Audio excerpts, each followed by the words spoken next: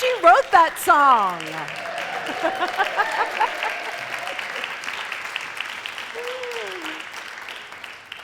I love that. Made me want to get up and start line dancing. That was fun.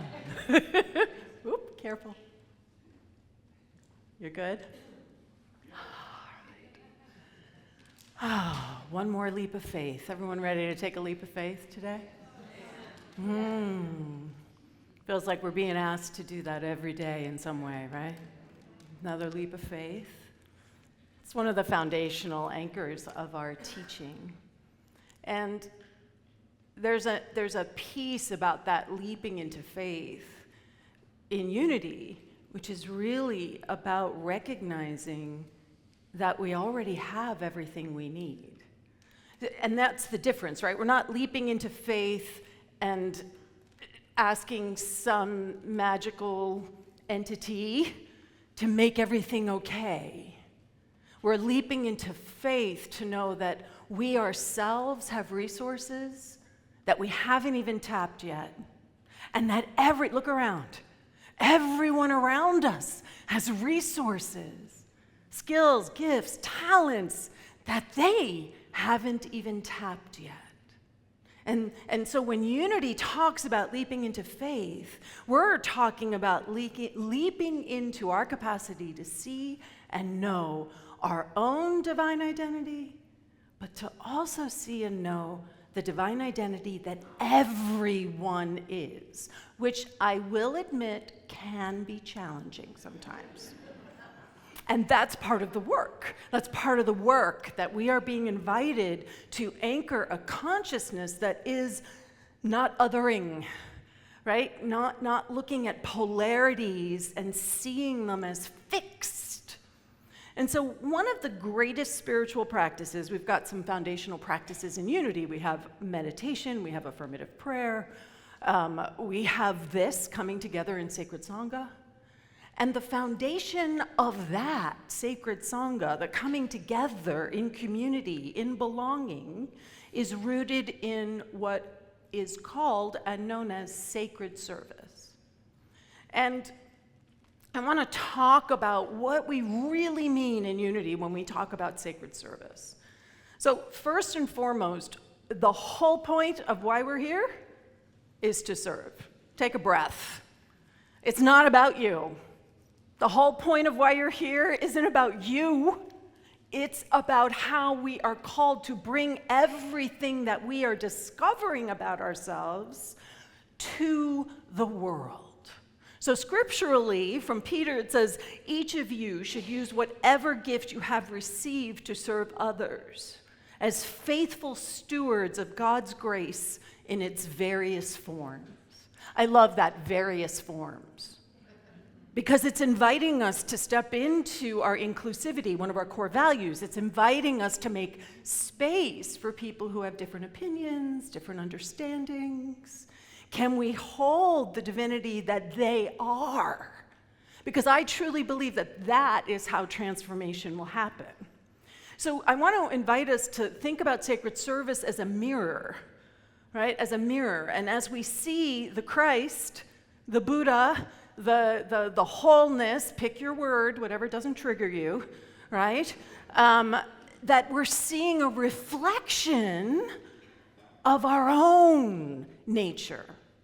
So that does mean that when people irritate us, we are also seeing a reflection of our own nature, right? That's why we do the shadow work. That's why we sit with those pieces. And being engaged in sacred service is a way for us to consciously say, I'm stepping into this interaction with the world from a place of anchored consciousness and love. Unity believes that when we bring intentionality, and when we bring our attention to something, it grows in consciousness. So if we are bringing this idea of sacred service into all of our interactions in the world, that's work, right? That if we are doing that we are standing in a place where our consciousness continues to grow and up-level and shift. So I always say this, the people who irritate us the most are our greatest teachers, greatest teachers. And if we can stand in that, they're here for me to grow. They're here for me to understand something. They're here for me to see the beloved. I looked at Kathleen O'D and immediately the beloved and Rumi jumped into my head, right? That's what we're here for, is to recognize and honor and be in service to the beloved. So what I often hear and see from people is, what, who, me? I don't have anything to offer. Who am I to step into this place of service? Because it does ask something of us. It does ask us to be visible. It does ask us to take on responsibilities. And by responsibilities, I don't mean an onerous, heavy, I'm drowning under it. I'm talking about our capacity to respond. Taking on the things that we are cultivating our ability to respond. That's what responsibility means. The other one that we get on the other side of it, well, what about me? What do I get out of this? And that's a place, too, where we're being invited to grow. We're being invited to understand that what we get out of this, whatever this is something that is absolutely in service to our own growth, to our own evolution. If it makes you uncomfortable, go for it. That's kind of my rule of thumb. Do I feel uncomfortable here? That means it's a leading edge for me. I'm being invited to step into something else. So ultimately, I'm inviting us to hold this idea of sacred service as a spiritual practice of oneness. And in connection like that, we turn the ordinary into extraordinary. That is where transformation arises and unfolds. And when I think about this, I think about Martin Luther King always comes to mind. And I think that man was in service. He wasn't up there because he wanted to be up there. I'm sure if anything, he did not want to really be up there. It was hard. It was challenging. It was scary, right? It asked something of him to be in this capacity of sacred service. And yet, because he committed so fully, and because the communities around him committed so fully, transformation arose. Something else happened. The ordinary became the extraordinary. So, I've shared these slides before, but we have new people here, and it's always good to remind ourselves, right? So the consciousness of sacred service, I want you to think about the fact it's not what you do. What you do matters, obviously, but it's where you are, where it is arising from that makes the difference between whether we're in sacred service or whether we're just helping somebody. And can you feel the difference between the two? So when we're talking about consciousness of sacred service, here at Unity in Marin, we've got the ushers and the welcome team and hospitality. We've got service assistants, we've got youth and family, we've got choir and fabulous community song leaders. Now the consciousness that they're holding for all of us, right, would be the ushers and the welcome team would be belonging. And open-heartedness and order, making sure it's all kind of flowing, and connection and community. The service assistants are holding order and flow and sacred space. Youth and family is all about possibility and creativity and joy and wholeness and authenticity. And the choir and the community song leaders are about joy and creativity and open-heartedness and sacred space. Can you feel the difference?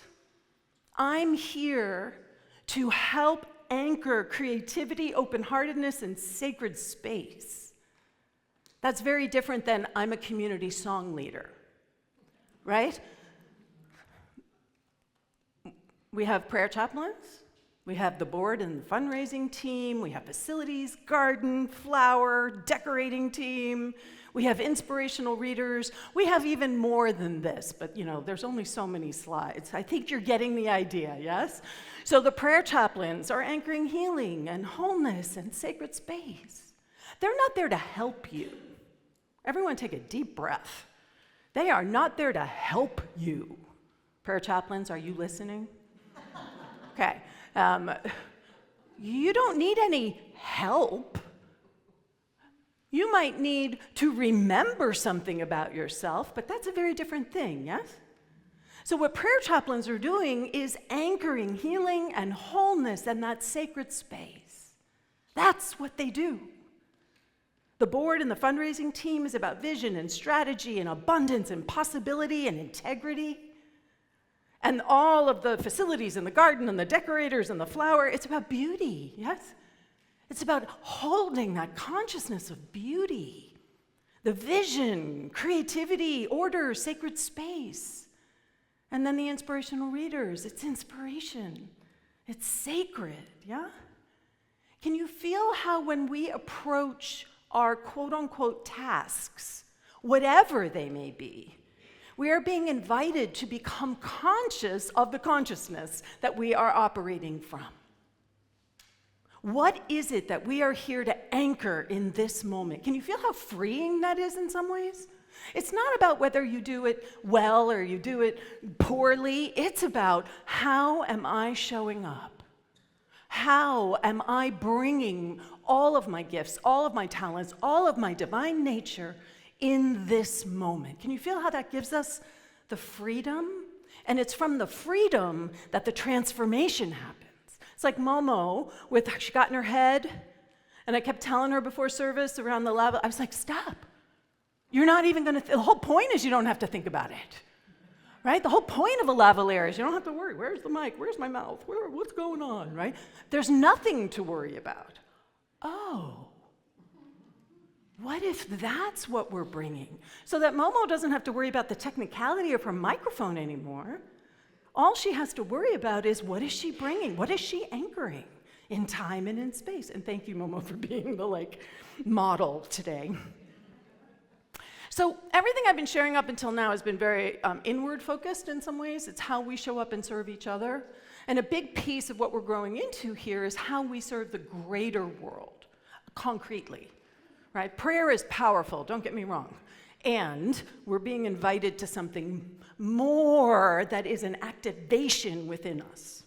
So last Sunday, the Social Justice Choir met for the first time, and the songbook that we're using is from the Justice Choir.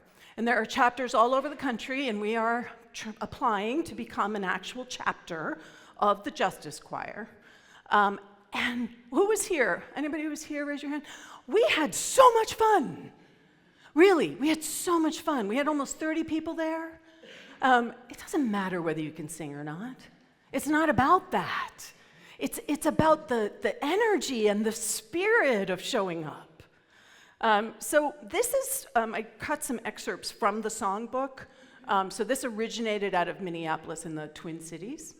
So in their introduction, I paraphrased it just slightly because, make it fit on the slide. A friend of mine under an oppressive regime said that those who rule can take away economic opportunity, political and civil rights, and freedom of movement, but they can never take away their art. So for them, dance, poetry, painting, songs have become ways to resist. And we have talked about how as we are stepping into what does it mean to be a place of transformation actively in the world, how singing brings us so much joy. It's so creative, and we get to sing and support what we believe, not what we are resisting. What you resist persists. Breathe into that. What you resist persists.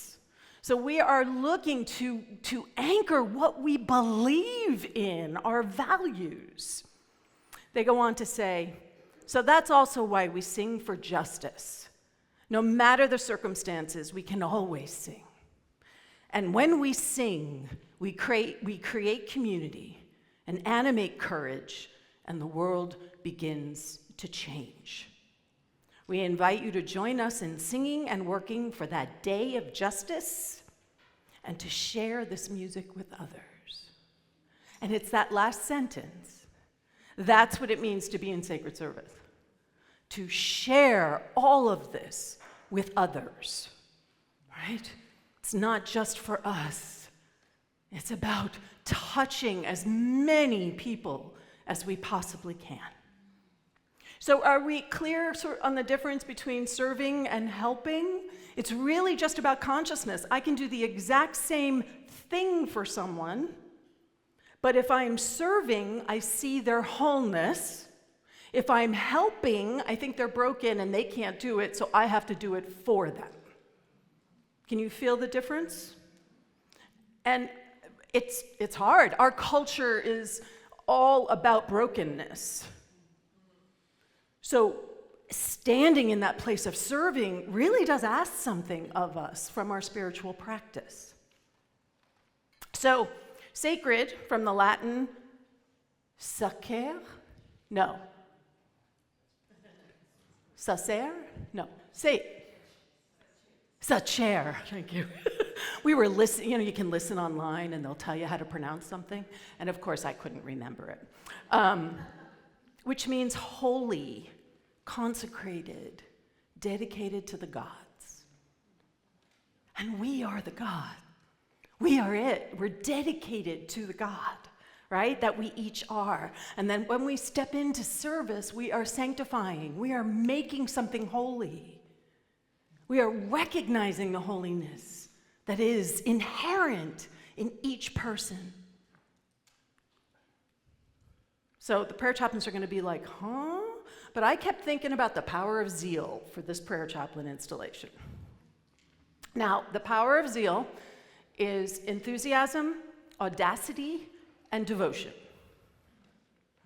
The enthusiasm, everyone gets that, right? Audacity, what Linda Martello-Whitsitt identified as audacity, is insisting that no material circumstance can interfere with your ability to shine the light of your spiritual nature. That's what it means to be audacious. And what the prayer chaplains do is remind us that there is no material circumstance that can interfere with our ability to share our light and our spiritual nature. The other thing they do is this devotion. And by devotion, we're talking about a sacred dedication, a deep and steady commitment that brings a love-infused consistency to a spiritual purpose, cause, or calling, even when it's challenging. Can you feel how we're all being invited to be audacious, and we are all being invited to be devoted? And it is that energetic, and it doesn't have to be big. Being devoted can be however that expresses through you authentically. But it's still zeal. That is where it is arising from within each of us. So the prayer chaplains anchor something for this community that is so powerful. They are the healing arm of the church, right? They are the healing arm. They are the ones who help us to remember to remember. They are the ones that are holding all of us, even if you have never gone to a prayer chaplain for prayer, guess what? They're holding you in a field of infinite potential and possibility. That's what they do. That's how they are showing up and expressing their most authentic gifts and talents. So I'd like to invite the prayer chaplains and the emeriti to come on up here. Just make a little semicircle. Yes, emeriti, you too, come on up. Or the active emeriti, I should say. But anybody who wants to be an emeriti, come on up. You can take the vows again. I'm fine with that. I only have a couple of names of active emeriti, so don't be insulted if your name is not on there, okay? Hi, baby. This is one of my favorite things to do is the installation. As you may or may not know, I have a soft spot in my heart for affirmative prayer, right? So we have the returning prayer chaplains who are Paula Aboud, Bonnie, maybe just raise your hand so people kind of know who you are. Paula Aboud, Bonnie Abbey, Gus Bostic, who's over here, Ina Brennan, who's over here as well, Barbara Cedarblade, Yvette Connor, we have Gloria Cunha, we have Elizabeth Drew, Claire Grinzel, Jen Kelly, Wendy Miley, Kathleen O'D, and Ellie Staples. And then the active emeriti whose names I was given are Lucille Allison, Barbara Cochran, and Momo Cortez. And then can all the other emeriti just raise your hand? So we can all see, because they do serve. They show up and they serve, right? And so those are our returning. And Trish, just come forward a little bit here so everyone can see you. Just gotta, yeah, there we go. So Trish Brady is our newest light in the prayer chaplains. Can we please give her some love?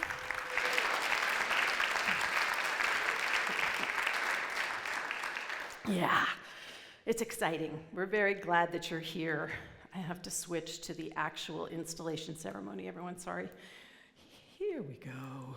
All right. This quote came to me, and I think it really sort of encapsulates for me what the prayer chaplains do for themselves, for each other, for the world, for the community. The longer I live, the more deeply I learn that love, whether you call it friendship or family or romance, is the work of mirroring and magnifying each other's light. Gentle work, steadfast work, life-saving work in those moments when life and shame and sorrow occlude our own light from our view. But there is a still clear-eyed person, loving person, to beam it back. In our best moments, we are that person for another. This is the call of prayer chaplains. So, where am I? All right, so there are vows that are about to be taken, and there's blessings that are going to be bestowed. And so each one of these individuals who you see in front of you have said yes to this powerful call to be the mirror, to be the light, to be that which is reminding us all as the healing arm of Unity in Marin. And so I am going to state the vows, and if you are in agreement, your response will be, I do. You're getting married to your own agreement. All right. So, do you dedicate yourself to an ever-deepening spiritual practice where you may know and live into an expanded awareness of the power and the presence that you are? Do you dedicate yourself to behold the divinity in all people, to anchor and affirm the oneness that we are all in circumstances, that we are in all circumstances and conditions? Do you answer this calling with dignity, integrity, and sincere commitment? Do you support Unity in Marin and its mission to be dedicated to spiritual growth, inclusivity, and service, and to honor and care for ourselves, each other, and the natural world? And do you support the mission of the Unity in Marin prayer chaplains to be a transformative presence on the planet through the power of affirmative prayer? I do. It is my honor to install you to the Unity in Marin prayer chaplains for 2025. Your service to the community is a blessing to the world. Can we give them some love, please?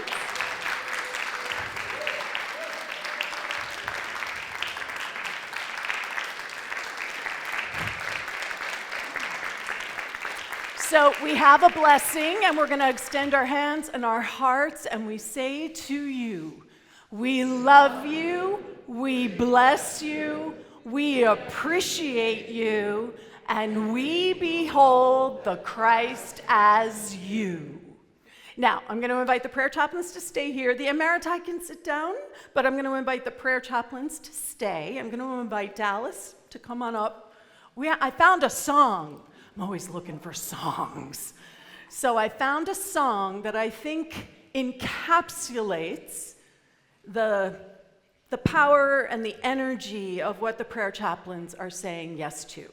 So the words are going to be on the slide so that we can all sing it together, including all of you. You can see them right there.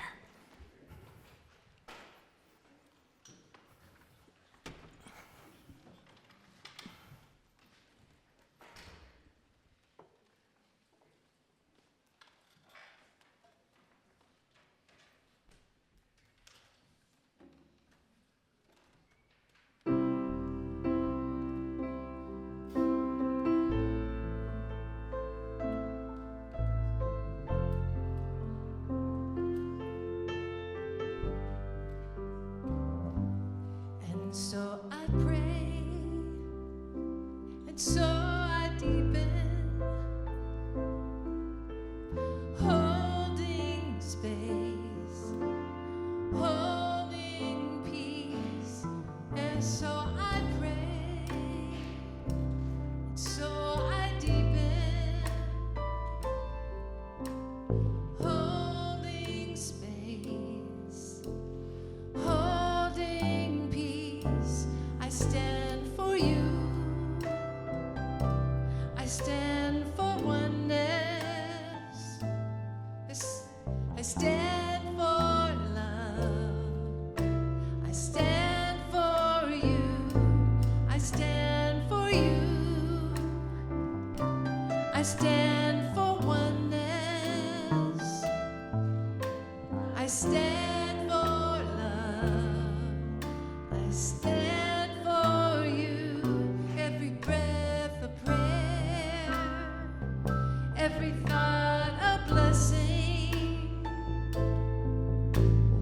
Breathing God, breathing love. Prayer, every thought a blessing. Breathing God, breathing love, sacred presence, holy being, holding space, holding love, sacred presence, holy being, holding space, holding love. And so I pray, and so I deepen, holding space, holding peace. And so I pray, and so I deepen,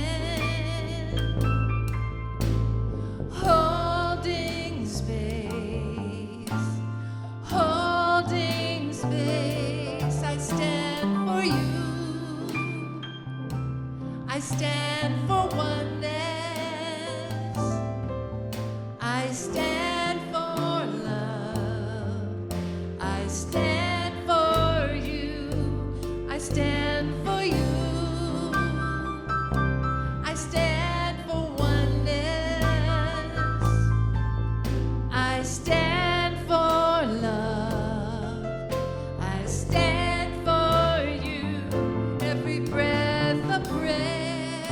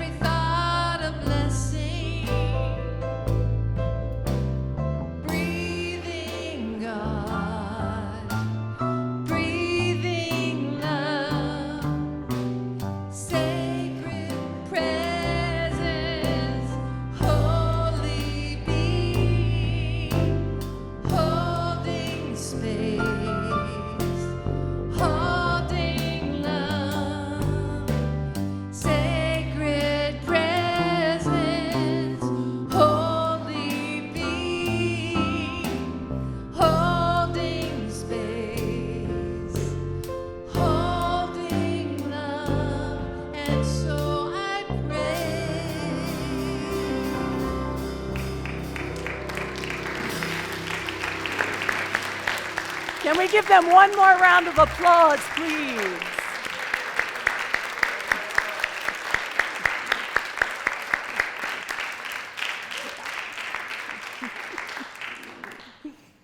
That was fun, wasn't it?